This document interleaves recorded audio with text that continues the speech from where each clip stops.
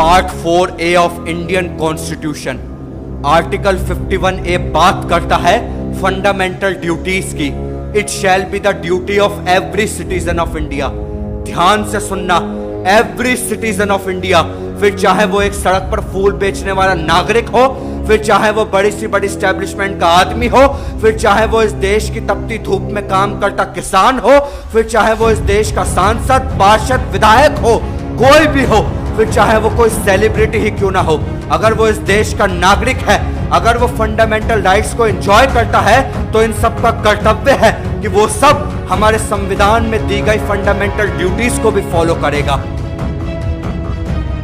Clause A of Article 51A to abide by the Constitution and respect its ideals and institution, the national flag and the national anthem. I repeat, national flag and the national anthem. इन चीजों की हिफाजत और रक्षा करने का ठेका सिर्फ Indian army ने नहीं ले रखा है, ये इस देश में रहने वाले हर एक नागरिक की रिस्पॉन्सिबिलिटी है। अभी 27 मार्च 2020 को एक वेब सीरीज रिलीज हुई थी जिसका नाम आपकी स्क्रीन पर है, जिसका नेटवर्क पार्टनर ऑल्ट बालाजी है और जिसे एकता कपूर ने बनाया है। इस वेब सीरीज में इंडियन आर्मी के कर्नल रैंक की वाइफ के एक्स्ट्रा मैरिटल अफेयर दिखाया है, एक डॉक्टर के साथ, जिसमें वो डॉक्टर को इंडियन आर्मी की यूनिफॉर्म पहनाती है जिस पर हमारे देश का नेशनल एम्बलम भी है। सेक्सुअल इंटरकोर्स के इंडिकेशन दिखाए जाते हैं और इंडियन आर्मी की यूनिफॉर्म को फाड़ दिया जाता है। अरे इंडियन आर्मी की वर्दी मजाक है क्या? मजाक बनाकर रखा है इन लोगों ने। अरे चंद पैसे कमाने के लिए इंडियन आर्मी की यूनिफॉर्म को बदनाम करते हैं, नेशनल एम्बलम को बदनाम करते हैं, उनको बदनाम करते हैं जो दिन हो या रात हो 24-24 घंटे में हमारी हिफाजत करते रहते हैं। अरे उनको बदनाम करने का हक इन्हें किसने दिया है? मैं पूछना चाहता हूं कि इस वेब सीरीज के जरिए आप क्या दिखाना चाहते हैं? कि क्या इंडियन आर्मी की वाइफ उनकी एब्सेंस में एक्स्ट्रा मैरिटल अफेयर रखती है? ये मैसेज देना चाहते हैं इंडियन यूथ को?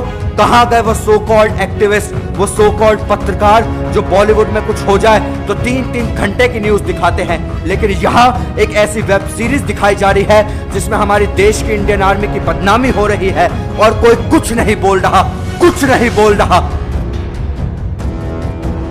सवाल ये नहीं है कि वो क्या दिखा रहे हैं इस देश में, उससे बड़ा सवाल ये है कि क्या देख रहा है हमारे युवा। अरे पैसे के लिए अपने देश के युवाओं को बहकाओ तो मत ना यार।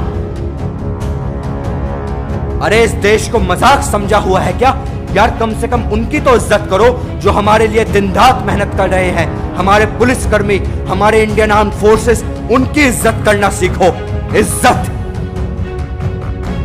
और मैं ये भी जानता हूं कि कुछ होंगे बुद्धिजीवी जिन्हें इस वीडियो से भी दिक्कत होगी और इस वीडियो पर उतने व्यूज नहीं आएंगे जितना इनकी वेब सीरीज को मिलते हैं। पता है क्यों?